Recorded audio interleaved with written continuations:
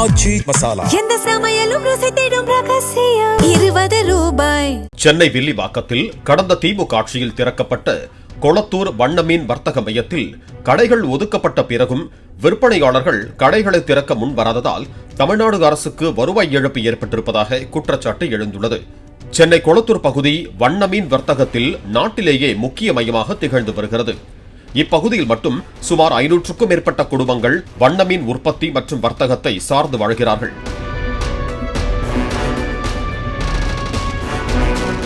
இதை கருத்தில் கொண்டு வண்ணமீன் வர்த்தகத்தை பெரிய அளவில் மேம்படுத்த தமிழ்நாட்டில் முதன்முறையாக உலக தரத்திலான பிரத்யேக வண்ணமீன் வர்த்தக மையம் நிறுவப்படும் என 2021-22 ஆண்டுக்கான பட்ஜெட்டில் அறிவிக்கப்பட்டது. இதை நிறைவேற்றும் வகையில் CMDA மற்றும் மீன்வளத்துறை ஒருங்கிணைப்புடன் சென்னை வில்லிவாக்கம் சிவசக்தி நகரில் 53 கோடி ரூபாய் செலவில் தரை மற்றும் 2 தளங்களுடன் கட்டப்பட்டுள்ளது. இதனை முன்னாள் முதலமைச்சர் ஸ்டாலின் கடந்த 2025 ஆண்டு அக்டோபர் மாதம் திறந்து வைத்து அன்றைய தினமே வண்ணமீன் உற்பத்தியாளர்கள் மற்றும் விற்பனையாளர்களுக்கு கடைகளுக்கான ஒதுக்கீட்டு ஆணைகளையும் வழங்கினார்.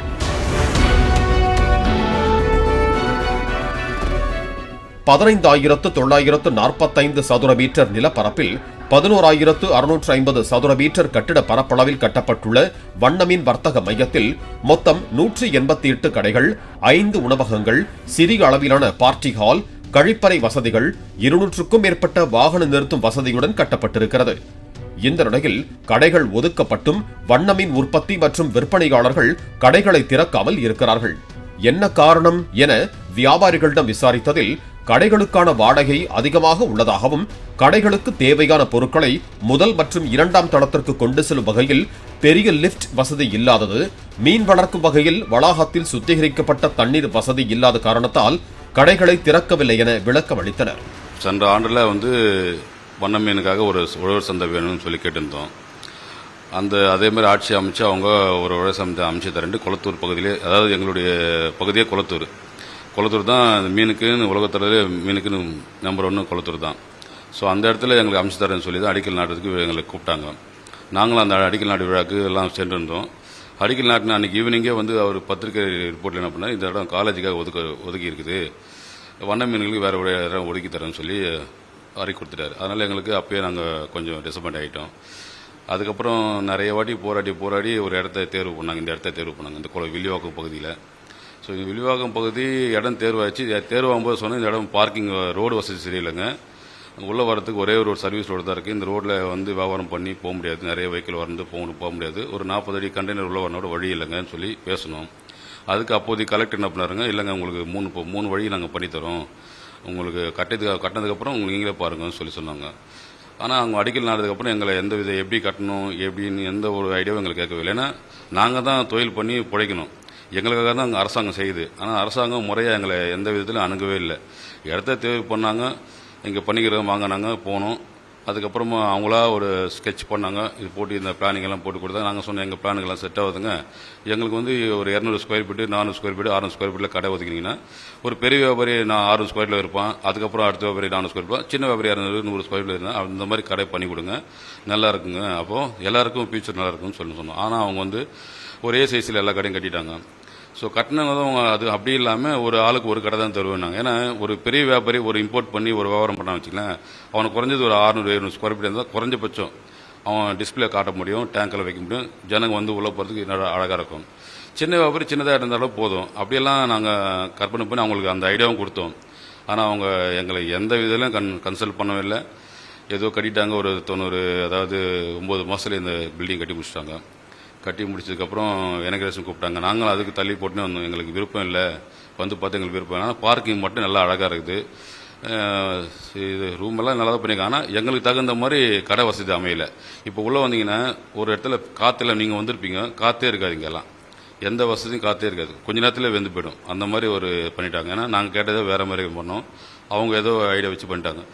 எங்களுக்கு CMD தான் பண்ணிச்சு நாங்கள் நினச்சிருந்தோம். பட் ஆனால் CMD ஓன் பணத்தில் இது பண்ணவே இல்லை. ஃபிஷரி டிபார்ட்மெண்ட்லேருந்து பணம் எடுத்து தான் இது பண்ணியிருக்காங்க.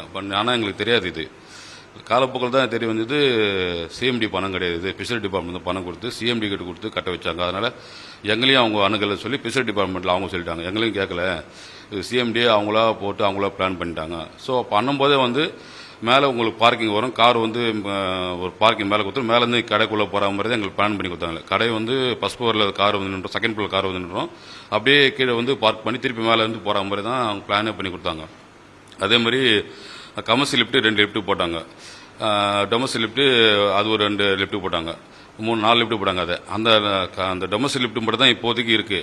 கமர்ஷியல் லிஃப்ட் வந்து மேலே ஃபர்ஸ்ட் ஃப்ளோருக்கோ 2ஆம் தளத்துக்கு வரணும்னா பெரிய பெரிய இந்த மாதிரி டேங்கெல்லாம் கொண்டு வரணும், உங்களால் முடியவே முடியாது. ஒரு ஆளாக தூக்கின்னு வர முடியுமா? முடியாது. இதே கமர்ஷியல் லிஃப்ட் தான் தூக்கி வச்சுட்டு மேலே வந்து அவங்க வேலை செஞ்சுப்பாங்க. இப்போ இவங்கெல்லாம் இந்த கடை இவ்வளோ செலவு பண்ணியிருக்காங்க. இந்த கடையை பார்த்தீங்கன்னா இந்த கடைக்கு எவ்வளோ கஷ்டப்பட்டுருப்பாங்க நீங்களே பாருங்கள். ஒரு லிஃப்ட்டில் கூட இல்லாமல் இதெல்லாம் தூக்கின்னு வந்து வச்சு இவ்வளோ செலவு பண்ண அவசியமே இல்லை.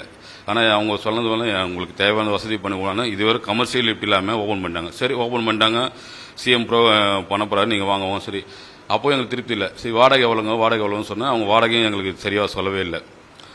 நீங்கள் ஃபஸ்ட்டு அட்வான்ஸ் கட்டுங்க. இல்லைங்க, அட்வான்ஸ் வாடகை திரும்பி அட்வான்ஸ் கட்டத்தில் நீங்கள் வாடகை கட்டுங்க, உள்ளே வந்துட்டு வந்ததுக்கப்புறம் நாங்கள் உங்களை பார்த்து கம்மி பண்ணி தரோம். ஆனால் இது வரைக்கும் எங்களுக்கு 6 மாதம் 5 மாதம் வச்சப்ப 5 மாதம் ஆயிடுச்சு, 6 மாதம் ஆகுது ஆல்மோஸ்ட். நாங்கள்லாம் பணம் கட்டி இது வரைக்கும் யாருமே வந்து ஒரு 1000 ரூபா கூட இது சம்பாதிக்கல. மீன் தான் சாகடிச்சிக்கிறேன். ஏன்னா முறையான தண்ணி இல்லை, முறையான தண்ணி இல்லாதனால மீனெல்லாம் செத்து போகுது.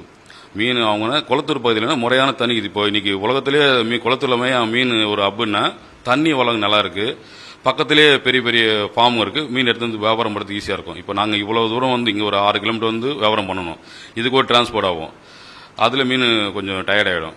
இதெல்லாம் எங்களுக்கு கஷ்டம் தான். ஆனால் எங்கள் குளத்தூர் பகுதியிலே அமைச்சு கொடுத்தாங்கன்னா எங்களுக்கு எவ்வளோ புண்ணியமாக இருக்கு. ஆனால் நிறைய ஒரே ஒரு ஆளுமையினால எங்கள் வாழ்வாதாரமே இப்போ பாழடைஞ்சு போச்சு. அந்த ஒரு ஆளுமே எங்கள் பேச்சு கேட்கவே இல்லை. அவர் எங்களை கூப்பிடவும் இல்லை. அவர் இந்த மினிஸ்டரே அவர் சொந்த இதுலேயே எல்லாம் பண்ணிட்டு வந்து வாடகை கேட்குறோம், இஷ்டம் தான் நடத்துங்க, இல்லைன்னா வேற ஆளு கூப்பிட்டுருணும். அப்பயே அவர் மிரட்டினார். நாங்களும் சரி என்ன பண்ணுறது, சரி இறங்கிட்டுமே நமக்கு பண்ணிட்டாங்களே, கவர்மெண்ட் இவ்வளோ செலவு பண்ணிச்சேன்னு சொல்லி நாங்கள் ஏன்னா எங்கள் ஜேடி மேடம் இருக்காங்க ஃபெசிலிட்டி டிபார்ட்மெண்ட்டில், அவங்க ரிக்வஸ்ட் பண்ணி சார் கொஞ்சம் நீங்கள் உங்கள் சங்கத்திலலாம் கூப்பிட்டு வந்து கொஞ்சம் அட்வான்ஸ் கட்டுங்க சொல்லுங்கள் சார், நீங்கள் உள்ளே வந்தோன்னே நான் கவர்மெண்ட்டில் பேசி வாடகை குறைச்சி பேசுகிறேன் சார். அவங்களாம் ஜேடியெல்லாம் எங்களை பேசவே தான், ஏன்னா எங்கள் டிபார்ட்மெண்ட் ஆளுங்கெல்லாம் அவங்களாம் பேசவே தான். சரி, அவங்களுக்காக நான் வந்து எங்கள் சசதியில் சொல்லி சார் நீங்கள்லாம் தம்பிங்களெல்லாம் அட்வான்ஸ் கட்டிவிடுங்க, நம்ம உள்ளே போனதுக்கு வாடகை பேசிட்டு அதுக்கப்புறம் வாடகை கட்டிவோம்னு சொல்லி பேசணும். ஆனால் இது வரைக்கும் எந்த விதமான பேசவும் இல்லை. வாடகை கட்டுங்க நோட்டீஸ் அனுப்பிச்சுனே இருக்காங்க. எங்களாலையும் நாங்கள் இன்னும் வாடகை கட்டல. யாரோ ஒரு சிலருக்கு வாடகை கட்டின்னு இருக்காங்க, நாங்கள்லாம் இது வரைக்கும் வாடகை கட்டல. மோஸ்ட்லி வந்து ஒரு 90% கடை மூடியே இருக்கு. பாருங்கள், இவ்வளோ பெரிய செலவு பண்ணி கவர்மெண்ட்டு எங்களை எல்லாரையும் நசுக்குந்தலாமே, எந்த ஒரு வியாபாரம் இல்லாமல் இருக்கு. ஜனங்கள்லாம் வந்து வெளியூர்ல தான் வந்து மார்க்கெட்டுக்கு வராங்க, வந்துட்டு இங்கே ஒரு மார்க்கெட்டுக்கு இது மேப் போட்டிங்கன்னா குளத்தூர் வனமீன் சந்தை போட்டிங்கன்னா நேராக குளத்தூர் தான் காட்டுது, இதை காட்ட மாட்டேங்குது. அவங்களும் கஷ்டப்படுறாங்க. கார் நேரம் அங்கே போய் நிற்கிது, கால் டாக்ஸி அங்கே போய் அங்கே போய் நிற்கிது. அவங்க என்னங்க குளத்தூர் இங்கே தாங்க வர மாட்டாங்க. இதுக்குன்னு இப்போ வில்லிவாக்கம் குளத்தூர் மீன் மண் சாங்க போட்டால் அது மேப்பே வர மாட்டேங்குது. ஸோ அது இல்லாமல் இந்த வில்லிவாக்கம் ஏரியாவில் வந்து அது ஒரு பெரிய பிரச்சனை. எங்கள் ஏரியாவில் வந்து நீங்கள் எப்படி குளத்தூர் வேணும் மீன் மணி போடுவீங்க, இந்த லோக்கல் ஆளுங்களே எங்களை கொஞ்சம் கேட்டாங்க அந்த ஆரம்ப காலத்திலேயே.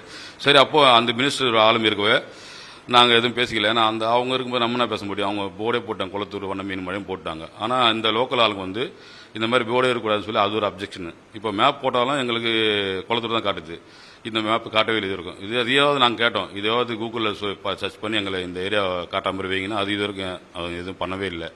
எந்த விதம் இதெல்லாம் பண்ணாங்க. இப்போ ஆட்சி முடிஞ்சு போச்சு. இந்த ஆட்சியில் என்ன செய்வாங்க தெரியல. இந்த ஆட்சி நல்ல ஆட்சி வந்திருக்குன்ட்டு ஜனங்கள்லாம் ஒரு எப்படி சொல்றது, உலகமே விளக்க ஒரு ஆட்சி வந்திருக்குது. ஸோ இந்த ஆட்சியில் நல்லது நடக்கும்ட்டு நாங்கள் எதிர்பார்த்துக்கிறோம். இந்த ஆட்சியில் எங்கள் கோரிக்கை எடுத்து ஒன்றுமே இல்லை, எங்களுக்கு எதுவும் செய்ய தேவையில்லை. எங்களுக்கு வந்து வாடகையை பாதியாக குறைச்சி கொடுத்தா போதும், தண்ணி நல்லா பண்ணி கொடுத்ததும், ஒரு கமர்ஷியல் லிஃப்ட், இது மட்டும் தான் எங்கள் அத்தியாவசியம். வேற எந்த அத்தியாவசியமே தேவையில்லை. நாங்கள் யாரும் கேட்கல. ஆனால் முறையாக பார்க்க போனீங்கன்னா ஒரு கவர்மெண்ட்டு ஒரு கோயம்பேட்டில் மார்க்கெட் கிடைக்குது, அவங்களுக்கு வந்து அந்த கடை வந்து ஒரு 10 வருஷம் கழிச்சோ 20 வருஷம் கழிச்சோ சொந்தமாயிடும் அவங்களுக்கெல்லாம். ஆனால் நாங்கள் காலம் ஃபுல்லாக இது வாடகை கட்டுற மாதிரி தான் அமைச்சு கொடுத்துருக்காங்க. ஸோ அதையும் நாங்கள் ஒத்துக்கணும். ஏன்னா நாங்கள் வந்து ஆரம்பத்தில் வந்து கவர்மெண்ட் நம்மளுக்கு கட்டி கொடுக்குது, நம்ம ஏதோ ஒரு 5,000 கட்டணும், ஒரு 20 வருஷம் கழிச்சு நம்ம சொந்தமாயிட்டோம்னு நாங்கள் நேம் எல்லாம் கொடுத்து புக் பண்ணோம்.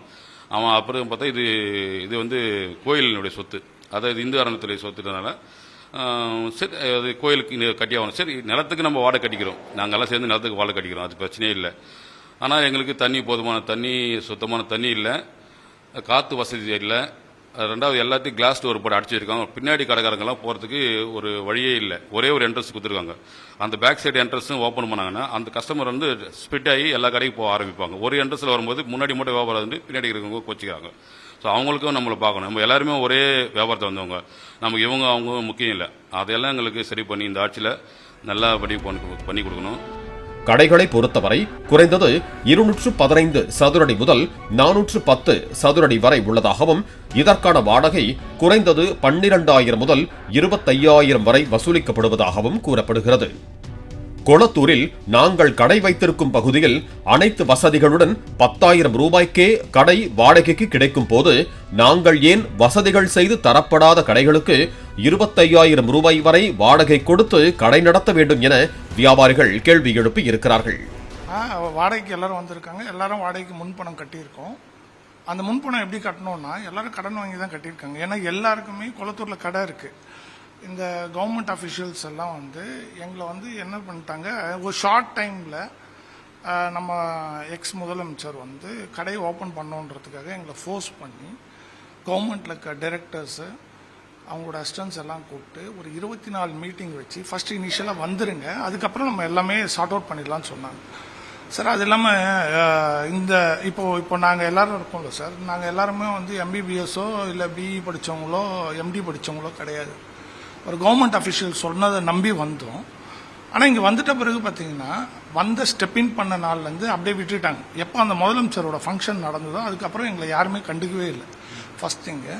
அதே மாதிரியே அவங்க இங்கே வரும்போது அவங்க என்னென்ன சொன்னாங்களாம், மெட்டீரியல் லிஃப்ட் அரேஞ்ச் பண்ணி தரோம், ஆர்ஓ வாட்டர் ஃபெசிலிட்டிஸ் அரேஞ்ச் பண்ணி தரோம் எல்லாமே சொன்னாங்க. ஆனால் எதுவுமே நடக்கலை.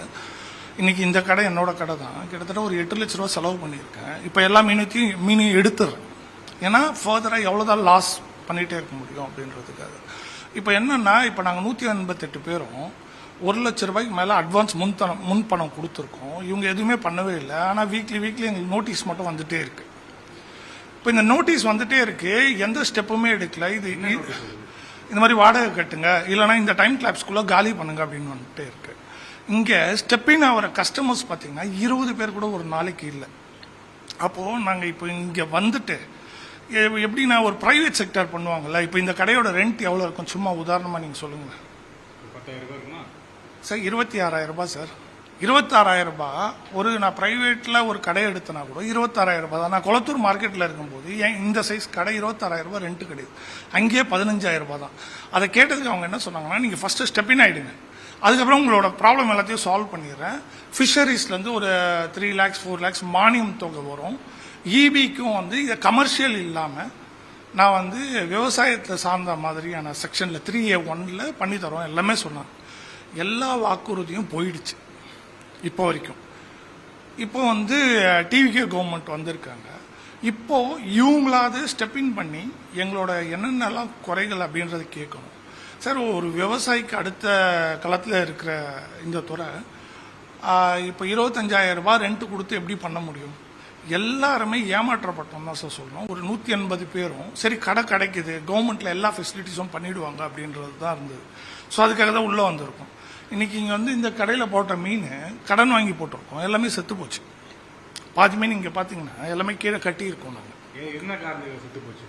இல்லைங்க, தண்ணியோட இப்போ பார்த்தீங்கன்னா இப்போ இருக்கிற வெயிலில் காலையில் பார்த்தீங்கன்னா வாட்டர் லெவலில் இருக்க டேங்க்கில் இருக்க தண்ணி ஹீட் ஆகிடும். அப்போது அந்த தண்ணியை நான் டேங்க்கில் டிஸ்சார்ஜ் பண்ணும்போது மீன்லாம் அடிபடும். அது இல்லாமல் ஏன் ஹீட் ஆகுது அப்படின்னா, இந்த டேங்க் லெவலும் இவங்க மெயின்டைன் பண்ணணும். இங்கே யாருமே இல்லை கவர்மெண்ட் அஃபிஷியல்ஸ். ஒரே ஒருத்தர் மட்டும் வராரு, உட்கார்றாரு, ஈவினிங் ஆனால் போயிடுறாங்க. அப்போது எனக்கு மீனும் அடிபடுது. இன்றைக்கி நான் ஒரு லேபரை வச்சு பண்ணோன்னா ஒரு குறைஞ்சபட்சம் சம்பளம் 600 ரூபா கொடுத்தா தான் அவங்களும் வருவாங்க. அப்போ எப்படி இதை ரன் பண்ண முடியும்? இப்போது கவர்மெண்ட் நான் பாட்டுட்டு கொளத்தூரில் நிம்மதியாக இருந்தேன். இங்கே 8 லட்ச ரூபா நான் கடைக்கு செலவு பண்ணியிருக்கேன். அது இல்லாமல் கவர்மெண்ட் என்கிட்டேருந்து ஒரு 1.25 லட்ச ரூபா வாங்கியிருக்காங்க. வாங்கி நான் இன்றைக்கி வரைக்கும் லாஸில் தான் இருக்கேன். என்னை விட்டுருங்களேன், இப்போ நான் ஒரு சராசரியாக என்னால் ரன் பண்ண முடியுது இந்த லைஃப்பை. ஏன்னா ஒரு 15 வருஷமாக இந்த துறையில் இருக்கேன், என்னால் ரன் பண்ண முடியுது அப்படின்னும் போது இன்னும் குடிசை தொழிலாக நிறைய பேர் இருக்காங்கல்ல சார், அவங்களாம் எந்த அளவு பாதிச்சிருப்பாங்க? அவங்களும் எல்லாருமே 80,000 90,000 கொடுத்துருக்கோம். ஓவராலாக ஒரு 1.5 கோடி ரூபாய் அட்வான்ஸ் பணமே நாங்கள் கொடுத்துருக்கோம். ஆனால் இப்போ அதுக்கான ரிசல்ட் இல்லை, நோட்டீஸ் மட்டும் வந்துட்டு இருக்கு.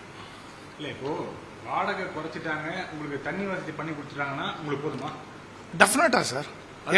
எங்களுக்கு ரெண்ட் ஒவ்வொரு கடைக்கும் ஒரு 5,000 10,000 ருபீஸ் அதிகபட்சம். இந்த மாதிரி பெரிய கடைக்கு 10,000 ரூபாவும், சின்ன கடைக்கு 5,000 ரூபாவும். இதை தான் நாங்கள் ஆல்ரெடி சொன்னோம் அந்த டைரக்டர் கிட்ட. ஃபிஷரிஸ் டைரக்டர்கிட்ட நாங்கள் ஏற்கனவே சொன்னோம். அவங்க எல்லா ஃபெசிலிட்டிஸும் பண்ணி தரேன், ஃபர்ஸ்ட் உள்ளே வந்துருங்க, ஸ்டெப்பின் வந்துருங்க அப்படின்னு. இப்போ நானே இப்போ இதுக்கு முன்னாடி பேசினார்ல தலைவர், இவங்க எல்லாருமே எங்களுக்கு தெரிஞ்ச நபர்கிட்டலாம் சொல்லி நீங்கள் தயவுசெய்து ரெண்ட் இது அட்வான்ஸ் பணம் பே பண்ணுங்க, எல்லாமே சரியாயிடும், சார்ட் அவுட் பண்ணி. ஏன்னா நாங்கள் 2-3 பேர் தானே அந்த அஃபிஷியலை பார்த்து பேச முடியும். அப்போ சொன்ன பிறகு இப்போ எல்லாருக்குமே என்னாச்சுன்னா பணத்தளவுலையும் கஷ்டம். இப்போ இங்கே பண்ணதுக்கும் காசு இல்லை, எந்த ஒரு பெனிஃபிட்டுமே இல்லாமல் ரொம்ப ரொம்ப கஷ்டப்படுறோம்.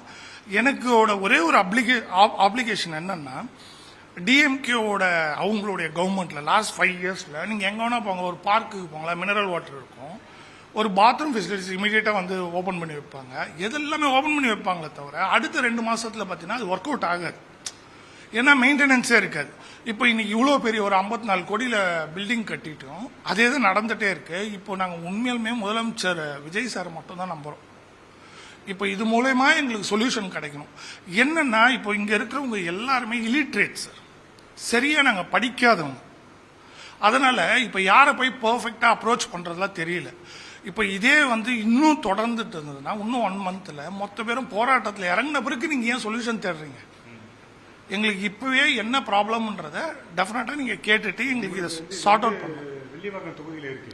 ஆமா, தொகுதியில இப்போ ஆதவ அர்ஜுனா மினிஸ்டர். ஆமா, அவரை போய் பாத்தீங்களா, பேசுனீங்களா? இல்ல, ஆதவ அர்ஜுனா அன்னைக்கு ஒரு லாஸ்ட் வீக் அவர் வந்தாருங்க. அப்போ நான் இல்லை. ஆக்சுவலா அவர் என்ன சொல்லியிருக்காரு, எல்லாமே நான் கன்சிடர் பண்ணி சால்வ் பண்ணி தரேன்னு சொல்லிட்டு. பட் ஆனால் அவர் சால்வ் பண்ணட்டும் சார், அதுக்கான டைம் கிளாப்ஸும் இருக்குல்ல. அவர் சால்வ் பண்ணோன்னா இமிடியேட்டாக அடுத்த கட்ட நடவடிக்கை என்னன்னு சொல்லி சால்வ் பண்ணல. ஒவ்வொரு நாளோட வாழ்வாதாரம் இருக்குல்ல. அப்போது இப்போ அடுத்த மாதம் குழந்தைங்களுக்கு ஸ்கூல் ஃபீஸ் வருது, அடுத்த மாதம் வீட்டுக்கு ரெண்ட்டு கொடுக்கணும். எனக்கு ப்ராப்ளம் இல்லை சார், நான் வந்து எங்கள் ஆளுங்களுக்காக நான் பேசிட்டு இருக்கேன் சார்.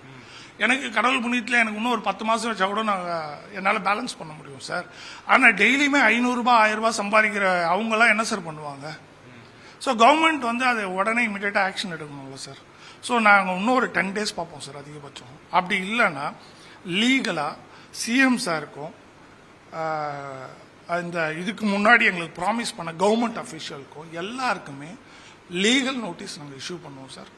அது இல்லாமல் எங்களுடைய மனிதநேயம் இருக்குல்ல சார், அவங்க மனிதநேயம் இருக்குல்ல, அதனால அதையும் அவங்க கன்சிடர் பண்ணி எங்களோட ப்ராப்ளம் சால்வ். இதுகுறித்து மீன்வளத்துறை அதிகாரிகளிடம் விசாரித்ததில் மீன் வர்த்தக மையம் அமைந்துள்ள நிலம் சென்னை வில்லிவாக்கம் அகத்தீஸ்வரர் கோவிலுக்கு சொந்தமான நிலம் எனவும், இந்த நிலத்திற்கான வாடகை மட்டும் மாதம் 8,15,000 ரூபாய் இந்து சமய அறநிலையத்துறைக்கு கொடுக்க வேண்டிய நிலை உள்ளதாகவும் தெரிவித்தனர். இவை தவிர மாதம் 4 லட்சம் ரூபாய் மின் கட்டணம், மெட்ரோ வாட்டர் கட்டணம், வளாகத்தில் பணியாற்றும் ஊழியர்களுக்கான சம்பளம் என கூடுதலாக 7 லட்சம் ரூபாய் வரை செலவாகிறது என தெரிவித்தனர். கடைகள் ஒதுக்கீடு செய்யப்பட்ட விற்பனையாளர்கள் கடையையும் திறக்காமல் வாடகையும் செலுத்தாமல் உள்ளதால் கட்டிடம் வெறிச்சோடி காணப்படுவதுடன் அரசுக்கு மாதம் 15 லட்சம் ரூபாய் தேவையற்ற நிதிச்சுமை ஏற்பட்டுள்ளதாக மீன்வளத்துறை அதிகாரிகள் தெரிவிக்கிறார்கள். இவ்வளவு பிரம்மாண்டமான கட்டிடம் கட்டப்பட்டும் அது யாருக்கும் பயனற்ற நிலையில் உள்ளதை அரசு கவனத்தில் கொண்டு உரிய நடவடிக்கைகள் எடுக்க வேண்டும் என அப்பகுதி மக்களும் சமூக ஆர்வலர்களும் கோரிக்கை விடுத்திருக்கிறார்கள். பாலிமர் செய்திகளுக்காக செய்தியாளர் பிரகாஷ். எந்த சமையலும் ருசி தேடும் ரகசியம் 20 ரூபாய். பிளே ஸ்டோர் மற்றும் ஆப் ஸ்டோரில் இருந்து பாலிமர் செயலியை QR கோடு மூலம் பதிவிறக்கம் செய்யுங்கள். செய்திகளை உடனுக்குடன் பெறுங்கள்.